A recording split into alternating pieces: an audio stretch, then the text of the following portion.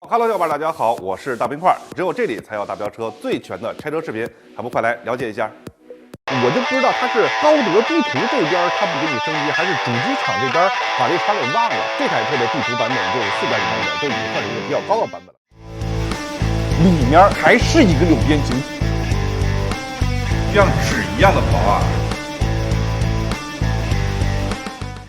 Hello， 小伙伴，大家好，欢迎回到这一期的大飙车。那我是薛俊峰，当然也是那个只会说真话大冰块。身后这台车呢，可以说是2020年期间卖的最火的一台轿车，就是我身后这台日产的轩逸。2020年，轩逸车型在中国的销量50万辆。 平均到每一个月也得4万多辆啊！轩逸呢一直是日产的当家花旦的车型，全新一代的轩逸呢也是发布了啊，官方呢叫做第14代轩逸，那也就是我身后这台啊，2021款的轩逸，官方指导价呢是99800到14万3。其实这个价格啊，不是我身后这台2021款轩逸的售价。如果小伙伴还有印象的话，之前拆的那个叫做2019款轩逸，那个时候呢有新轩逸和 经典轩逸，经典轩逸就是上一代嘛。2021款的轩逸出来以后呢，它依然还是有经典轩逸的，而这经典轩逸呢，就是我们上次拆那台轩逸，它呢是非常聪明啊，就是2代一块卖，每年50万销量呢也是啊包含在里面的。那我们身后这一款呢是一个次顶配啊，售价呢是13万3900，而经典轩逸它的售价呢才是啊从9万 9800开始，一直到11万8600，这个价格啊是上下承接的。好，我们来看看这台轩逸到底是什么样的。 好，那么一开始呢，还是老话啊，聊点外观，也是见仁见智这点事儿。现在的日产而言呢，都变成了这样一个 V 字形啊，就是大 V 字形的一个设计语言。和上一代轩逸相比较的话呢，其实我们会发现这一代的轩逸它的外观变化还是有一些的啊。当然最明显的是大灯的部分，这一代轩逸呢，很明显它的大灯呢是一个单凤眼儿，非常细长的感觉。说现在的轩逸啊，一直都会被称为是小天籁这样一个车型。当你看到这台车的时候，无论是从大小而言，还是从它的长相而言，其实真的和天籁是差不太多的，是因为它的轴距呢已经超过2.7米了。2021款的轩逸呢，它只有最低配是卤素大灯，而其他的呢都是 LED 的形式。当然呢，经典轩逸啊，全系都变成一个卤素的。以前就是我们拆过那个2019款的轩逸啊，就是现在被称为是经典轩逸的。 我们拆的时候呢，只有顶配是 LED 的，但是我们看到2021款，它现在除了最低配是卤素之外，都是 LED 的。其实这块呢，还是有一部分的长进的。行，外观呢就跟小伙伴去聊到这儿啊，见仁见智这点事儿。那我现在呢去侧边跟后边看看这台车是到底是什么样的。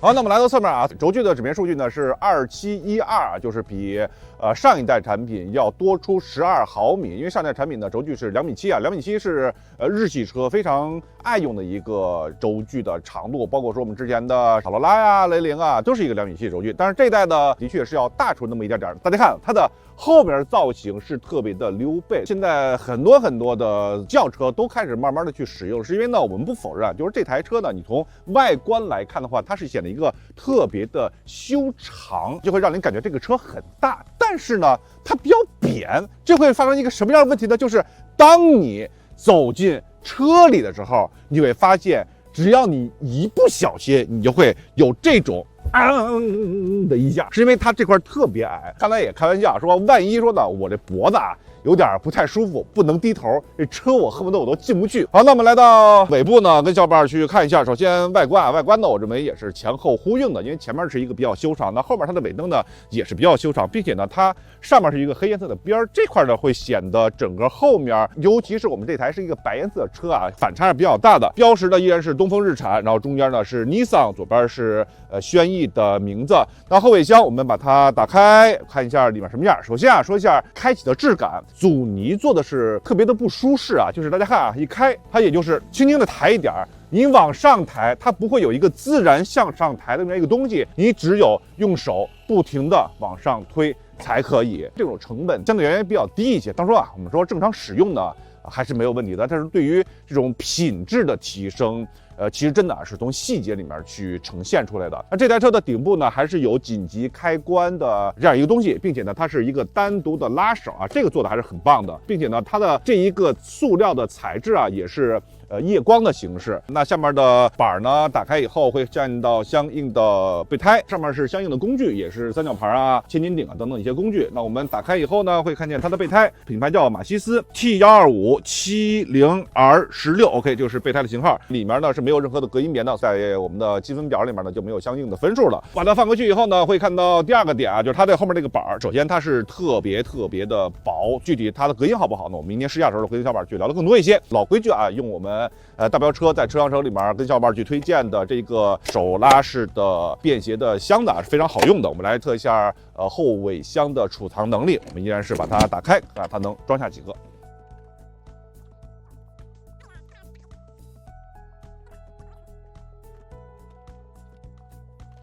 它这个后尾箱呢，外面看着您看着很宽，但是里面是会缩的比较窄，在最里面2个箱子是没有办法推进去的，但是它的深度呢，又的确可以承载2个的深度。仅仅是用箱子来装的话呢，装3个是没有问题的。总的来说呢，后尾箱还是比较大的，是因为这2侧啊还是有很大的空间去可以拓展的。那么现在进到车内，看看这台车的里面到底是什么样的。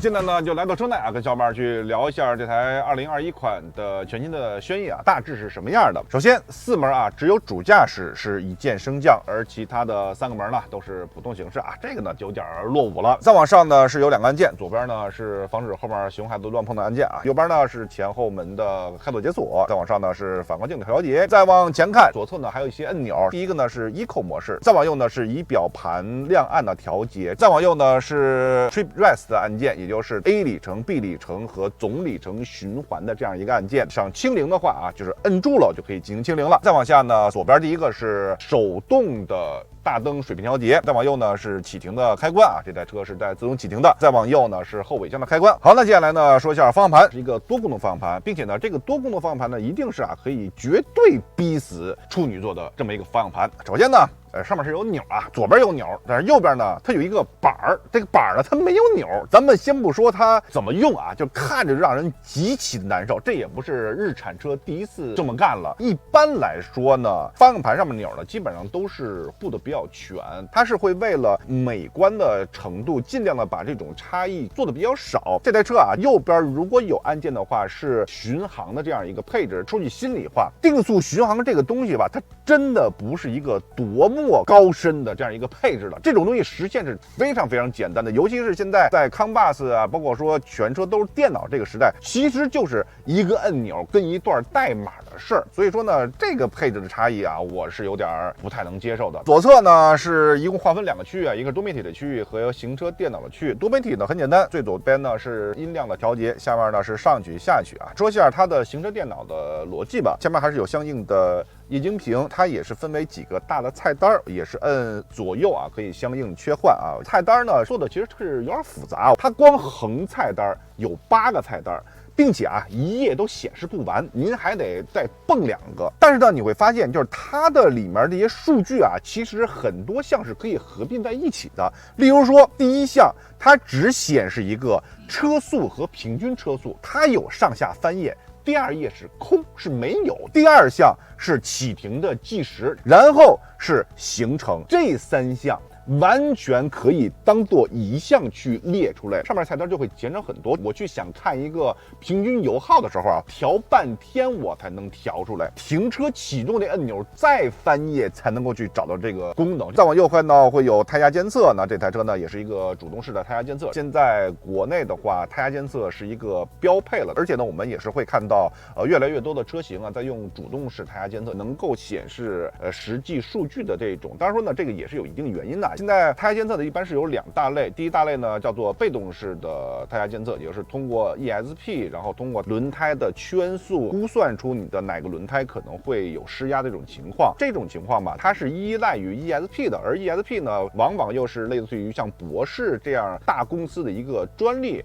有些厂商呢加了一个版本吧，可能要花不少钱，索性啊采购这种主动式的胎压监测，反而呢它的成本可能会更低一些。当然小伙伴呢可能会问说，我这个车是老车，没没有怎么办呢？我们的商城真的有特别好用的主动式的胎压监测，胎压的失压是一件非常可怕的事情。在高速上面，如果说发生了爆胎的这种事故的话，70%、80%都是因为你的轮胎亏气所引起的。轻的话啊，你可能呢就是抛锚了，对吧？重的话呢，翻滚啊什么的，侧翻，这都是非常危险的事情。当然，我们的那个主动式的胎压监测呢，是那种可以自动识别4个胎的位置，车一转起来，它是根据信号的远近自动识别每一个轮胎的位置，特别高级。小伙伴们可以去我们的商城去看一下去。再往右呢，就是相应的一些数据了，例如说这台车还是有一些主动安全的，包括说检测的这个紧急制动、疲劳提醒这些东西，因为我们这个配置呢稍微的会高一些。再往后呢是警告，然后包括一些设置，这个设置的菜单里面的选项也是比较多的啊。ESP 的开关，这台车呢叫 VDC， 包括说辅助驾驶，包括说胎压的监测，一些车辆设置啊等等等等，里面选项还是挺多的。它的使用啊逻辑是没有问题的，设计的算是比较合理吧。再往右呢，空白的一个大板啊，也不是一个钮没有，还是有一个语音识别的，总体来说还是可以的。天窗啊这个识别不出来，什么温度啊，什么你冷了一点啊，你热了一点啊，我想听广播啊，什么放首歌啊，这个基本上还行啊，而且反应速度也还是挺快的。正常使用啊，问题还真不太大。基于一个4G 的形式，信号好的话，其实它的识别速度还是可以的。还有一个特逗的什么呀，就是它这个机里的话啊特别逗，它还会说什么干啥。什么咋了？小伙伴们可以去四 S 店去试一下啊，这个也有点意思。这个车的方向盘呢也是4个方向可调的，也是前后左右。经典的轩逸它的方向盘呢只是单向可调的啊。虽然说呢，经典轩逸它的价格的确会便宜一些，但是它也是一个2.7米轴距正经的一个家庭用车，它不是3-5万的车型，所以说没有4项调节，这也是挺不爽的一件事。再往前呢是两边的拨杆啊，那左边呢这台车是支持自动大灯的，右边呢是雨刮的那样式儿。仪表盘呢右边呢是模拟指针，左边是转速，右边是速度，中间呢就刚才跟小板说的啊，多模块那么大的一个液晶屏，显示一些常规的数据啊。说一下它车机的部分，首先呢是一个液晶屏，面积呢的确不算太大，整体来说呢还是很符合正常使用的这个逻辑的，并且呢基础的功能该有也基本都有了。请跟小板去过一下啊。首先地图是有的啊，高德地图是日产和高德一起去做的啊，它的高德地图版本还是挺高的，是达到了一个4版本以上的啊。高德地图跟主机厂去合作的版本真的是有的高有的低，我就不知道它是高德地图这边它不给你升级，还是主机厂这边把这茬给忘了。这台车的地图版本就是4点几版本，就已经算是一个比较高的版本了。好，那再往右呢会看到有电台广播啊，蓝牙电话可以去接打电话的。那这台车的音乐呢用的是酷我的音乐啊，这台车的音响其实是蛮好听的，虽然跟 BOSS 啊什么比不了，但是从一般的车的水平来说呢，还是能够有一些可以玩味的地方的。然后呢是视频的部分，是爱奇艺的啊，这块啊就日产做的就特别的好。我现在是一个停车的状态，对吧？是可以放相应的片儿的，它的这个安全措施是和它的脚刹是联动的。我现在是把脚刹已经给踩上了，也就是我是一个拉手刹的状态。如果说我现在把它给松开，这个时候就会显示安全提示，为了您的驾驶安全，请勿在车辆行驶过程中观看视频。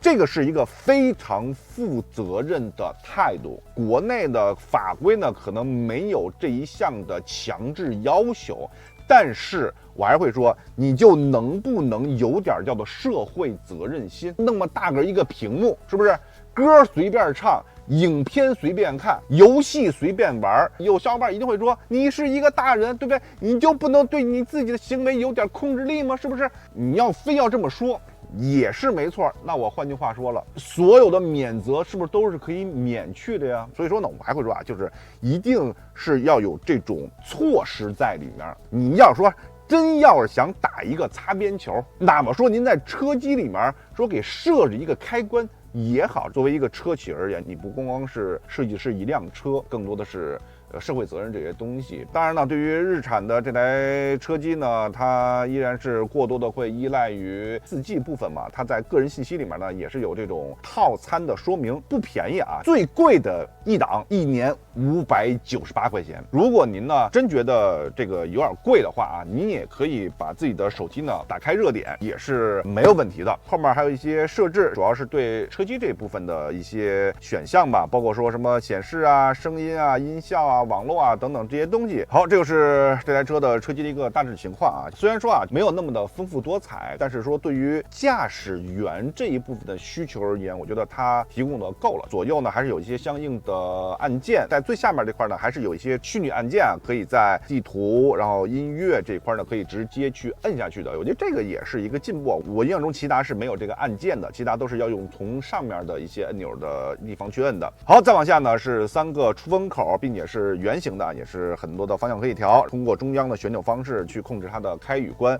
这块和奥迪 A3是有点像的。再往下呢是空调，那也是自动空调双区的形式，可以有液晶显示，然后一些传统的功能都在里面。对于空调这块来说呢，我个人还是喜欢这种直接旋钮的东西。好，再往下呢是相应的有一个 USB 的接口，然后有一个12伏的点烟器，然后有一个储物小格啊，可以放一些手机啊什么乱七八糟的。再往后呢是直列式的排档，那顶端呢是启停的按键。它这个呢有一个特别好的一个逻辑是什么呀？就是当你启动之后，你离钥匙很远的时候，对于一般的车而言，摁下去没有任何犹豫，直接灭。这台车呢有一个好处是什么？就是当你的钥匙不在身上的时候，你摁第一下它是不灭的，它会提示你未检测到钥匙。你执意想灭的话，多摁几下啊，它会灭掉。今儿呢，大冰块也是算是吃了一个亏。同事呢先帮我着了车，然后呢，我以为呢我钥匙拿了出去办事儿去，结果我开过那3系嘛，直接就灭车了。哟，才想起来没带钥匙怎么办呀？给同事打电话，对不起，您给我再送趟钥匙来吧。如果是这台车的话，我起码知道，哟，我钥匙我没在身上，灭了可就着不了车了。您再去想办法，您是决定灭还是不灭，还是您直接回来？我觉得这个是一个挺好的逻辑啊。不同的是，它都一个 L 档，这 L 档呢其实是一个低速档啊。比如说疯狂爬坡的时候，或者说呢你在下坡需要发动机制动的时候啊，这个档都是可以有用的。换挡的按键呢，在前端，在挡把的后侧呢，还是有一个小小按键啊，它没有写任何的字母。这个按键呢，有些车会写啊，叫做 Overdrive 的这样一个形式。其实啊，它就是一个 S 档。当你挂到 D 档的时候，摁下去啊，这台车呢会显示一个 S， 就是它的转速会调得更高一点。后面是中央的储物格，然后是一个手的深度大小啊，大概这么大。然后还有一个 USB 的接口，一个普通的天窗，然后有相应的眼镜盒，眼镜盒里面有小的绒面啊，化妆镜是没有灯的啊，这个是差评。然后呢，就说一下乘坐方面的东西吧。先说一下材质分布。首先，驾驶席上面的这条材质呢是一个软性的材质，然后做的是一个搪塑的工艺。再往下呢是皮革的材质，皮革材质的顶端这一块呢是硬塑料的，它的皮革材质的面积也还是比较大的。下面是放胳膊的这个位置啊，也是一个皮革的材质。那往上啊，它的控制面板它是一个仿碳纤的材质，其实就是一个贴面。再往下是硬塑料材质，仪表盘的上侧这一个位置是一个硬塑料材质，它的缝线还真的是正经的真的缝线，这一块是硬塑料，然后手套箱是硬塑料，中间的通道这块是硬塑料，这块是皮革了，是一个软软的材质。座椅呢也是一个皮质的。那现在呢，这台车我是已经落到最低了，并且呢基本上是一个大冰块标准的坐姿啊，头部啊大概30左右的一个高度。空间这块来说呢，作为家用车来说呢，问题不大，不算是很拥簇，并且呢座椅舒适度啊特别好。日产啊，这个无论什么车呢，人家敢说大沙发，没有一个人敢说更大的沙发，基本上就是这种情况，座椅还是很舒适的。那行，前面呢依然是我的标准坐姿，看一下啊，在我的标准坐姿情况下，这台车的后排的空间到底是什么样呢？我们去看一下。好，我们就在后座啊，跟小伙伴去唠叨一下，还是先说一下功能方面的。首先，顶端两侧有相应的阅读灯的开关，前侧呢是有单独的出风口，然后下面呢没有储物格，也没有相应的充电的位置。门板这块呢也是有相应的开关啊，但是同样也不是一键的升降。中央是可以放平的，但是它是直接落到底，有2个单独的杯架，这个材质啊也是很软材质。后排的座椅呢是不能够放倒的，是一个死的形式啊。后排的头枕，我们虽然说看到了有1、2、3个头枕，但是只有中央这个头枕可以上下升高，并且看到明显的金属的骨架。两侧的头枕，有时候我们正常啊最两端的座椅是不能够升降的。这就意味着里面可能是没有金属骨架的。如果说发生了追尾，可能对你的颈部是没有保护作用的，所以说这个也是非常关键的情况。如果里面没有骨架的话，起不到相应的保护的话，这辆车会扣不少分在这块，因为我们会认为后排钢板也好，还是头枕也好，这种最基础的安全措施是非常非常重要以及非常关键的。当然说呢，我们说通过座椅的位置来看的话，以大冰块1.78米的这个高度而言的话呢，头枕还是基本上可以顶到我的后脑的部分的。如果说您是一个比较高的个儿，这个头枕是在您脖子后面的话，这就是有点危险了。不过还好什么呀？因为它这个后面高度吧，它有点低，您个儿再高，您的脖子也不会在头枕上面，是因为它的空间是比较狭窄的，因为它的这个车后面是比较溜背嘛，尤其是这一块啊，特别容易磕脑袋，小伙伴也要注意一下。好，那说一下座椅的空间这一块吧。首先，我完全的贴在座椅的上面的话呢，头部是没有空间的，所以说我会往下溜一点坐啊。但是呢，在坐直情况下，前面是2全整吧，2前整的这样空间，座椅舒适度没有问题，跟前面一样啊，是大沙发的状态。坐进去呢，就像是把你吸进去一样啊，就是日产在座椅舒适度这一块的造诣还是很高的啊，这个必须得佩服。前面呢也是有一个鼓包，不算太大，大致啊是这么高左右，跟小伙伴去比划一下。行，就是这辆车呢，今天啊跟着冰块玩专爱车的主要的部分呢，就是在静态的这种情况下呢，跟小伙伴去分享一下这台车的大致的一些情况。当然呢，依然是老话，如果说对这台车感兴趣的话呢，还是要去4S店啊，去亲身的体验一下这台全新的轩逸啊到底是什么样的。那明天呢，就是这辆车关于开起来那点事儿。好，今天呢大冰块就跟小伙伴聊到这儿，我就是那个不用看别人脸色，自己车自己做主大冰块，但也是那个只会说真话大冰块。那我们明天这台车的试驾，我们再见，拜拜。那今天的节目呢就到此结束了，还是非常感谢小伙伴们的观看。那我们在这里的视频呢，会跟我们微信公众号的视频会进行同步更新的。如果喜欢我们的视频，别忘了点击下面的订阅，当然呢还要关注一下我们的公众号大飙车。我们下期节目再见。